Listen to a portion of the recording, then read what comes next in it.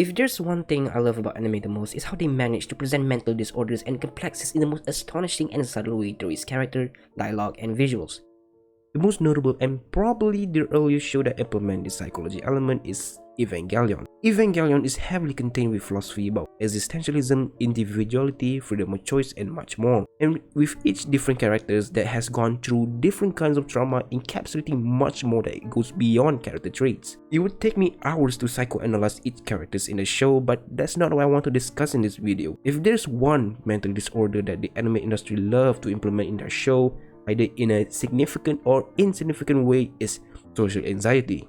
Social anxiety is a type of anxiety disorder that causes extreme fear in social settings. One of the main aspects of social anxiety is the fear of being judged. Even the thought of someone judging you in a negative way can cause someone with social anxiety to become restless for a long time. That's why social interactions or social gatherings are such a huge task for them, since they can't withstand the weight of the possible judgment from other people. So how does the anime industry treat this disorder in their show? If you have seen enough anime and have a good chunk of knowledge on the Japanese culture, you will frequently stumble upon the word hikikomori. Hikikomori in layman's term is a person with an extreme introversion and withdrawal from society. They lock themselves away from the outside world, refusing to leave their domain, neglecting schools or work. And one of the main factors that led to this condition is social anxiety. Hikikomori is a serious issue in Japan, as 500,000 teenagers are suffering with this reclusiveness, and due to this, Japan's birth rate has been decreasing in large numbers over the years. Many bodies of organizations took part in lending some hand by visiting the victims and talked their way to encourage the hikikomoris to break this unhealthy lifestyle. And if there's one thing that hikikomoris share the same interest in, is anime or the otaku culture in general. The anime industry then noticed this and decided to use this opportunity to apply psychological element, serve as a wake-up call and encouragement to the victims. Different shows have different approach of using social anxiety as an element. Some use it as a subplot oriented to the conflict or not, and some shows use it as its main theme or premise. And then there's others that use it for the sake of a character trait. A person could suffer from social anxiety due to genetics or trauma from the past. Shinji Ikari from Neon Genesis Evangelion and Rei Kiriyama from March Comes In Like a Lion are probably the best example I could give about characters with social anxiety due to past trauma. Shinji's past life consists of her mother dying in front of him when he was young and his father cruelly abandoning him. He didn't experience any proper affection or guidance growing up on his own in a post-apocalyptic world. The future of mankind depends on him piloting a robot. He carries a huge responsibility while in fear for his life that he will fail everybody, resulting in everyone resenting him. His biggest fear is hurting others and hurting himself. He built up enough distrust towards others that pressured him for his weakness, except for one hot dude, and he was forced to kill him with his own hand. Everything that happened to Shinji is enough to break his mental fortitude and making him more fragile and terrified of everything. Rei Kiriyama has never had any luck with social relationships. As a child, he's bullied and isolated, and things only get worse as he gets older. His parents pass away, and his adoptive father puts him on a pedestal for his exceptional shogi talents, causing his adopted sister to despise him. By the time he gets to his late teens, he has little desire or ability to form meaningful bonds with anyone. He reached a point in his life where he thought no matter what he did, he's gonna end up hurting someone or himself. So he kept his distance from other people who's trying to befriend or get comfortable with him. This is actually a pretty common thing for people with social anxiety. They suffer enough pain from past events and social relationships that they are traumatized to form any other connection, or due to them doubting their self-worth.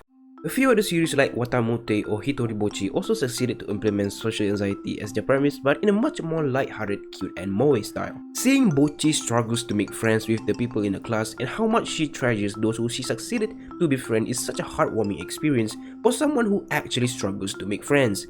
I have a love-hate relationship with Watamote. Tomoko is the embodiment of social anxiety embarrassment. Many people despise Watamote because of how cheesy and cringy it is.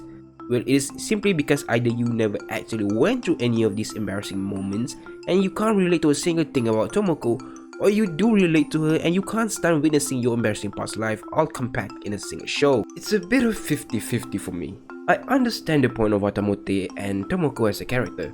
She's not someone for you to adore, more than someone for you to look upon and cringe and be glad that you went past that phase. Her social anxiety didn't improve at all. She's still the same miserable Tomoko from episode 1 to episode 12. There is no development in her character. And at the same time, I couldn't fully relate to everything about Tomoko and her actions. A lot of her actions and decisions that she made are highly exaggerated for the sake of comedy, to the point I don't believe anyone could fully relate to them. Some of the jokes are repetitive, boring, and very badly paced. I say I understand Watamote, but that doesn't mean I like it. Plus, I don't need 12 episodes of secondhand embarrassment from the reenactment of my embarrassing past that I could only partially relate to. But the one show that is the meat of the topic, the reason I want to make this video, is a show called Welcome to NHK. Welcome to NHK offers more than an in-depth view of the psyche of Hikikomori and the struggles of him indulging the harshness of his reality. As someone with mild social anxiety, watching the entire show is painfully haunting. There's so much to talk about in this show, but I'm going to mainly focus on Tatsuhiro, the main character. I can't say that everything that happened to Tatsuhiro exactly happened to me, but the breakdowns, the overwhelming sense of insecurity and purposelessness, the way the show depicts the irrational fear of being the center of attention, the way he shifts the blame to the cause of his misery to anything but himself, to the point he created an imaginary organization dedicated to fostering the spread of hikikomori culture that he concluded to be God to blame on, it hits close to home. The way this show presents Tatsuhiro as a character actually explains a lot about the intricate mindset and psychology of people with social anxiety. While all of the other shows only use social anxiety as an external conflict, Welcome to NHK managed to use it as the main plot driving force. So a lot can be fleshed out from this topic. Despite the comedic appearance of the show, none of the scenes were being portrayed in a grotesque, offensive, and eye-rolling method. Tatsuhiro relied on the help and guidance of other people to break out of his hikikomori shell to live a better life, but as the story progressed, he keeps falling even further into despair until he reached the final point of desperation where he lost every ounce of sustenance and nourishment source. That's when he got the final last push and manned himself up to acquire a job. At the end of the show, none of the characters have truly achieved what they intended to achieve in earlier episodes. Instead, they faced the harshness of their fate and lived on. They didn't get the happiest ending, but they also didn't get the worst ending, and that is just how life goes. The most remarkable victory you could ever get in life is to survive it. This series successfully demonstrated that there is always a way out of social isolation and self-pity, and that it's not rocket science to develop one's very own coping strategies. To live a better life is to face the worst struggle. So far, the anime industry has done a good job stripping in these psychological elements in the show.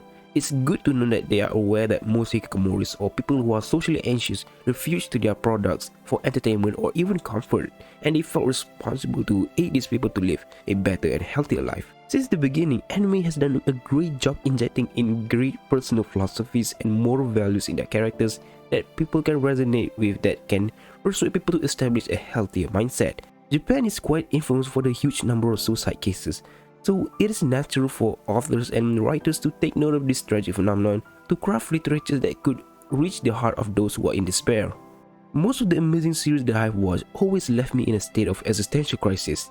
Series like Sayonara Zetsubo Sensei, Paranoia Agent, and Karano Kyokai left such a huge impact that helped me get through my depression. This is one of the many reasons why I respect this medium so much, and I really hope much more brilliant writings will be created in the near future.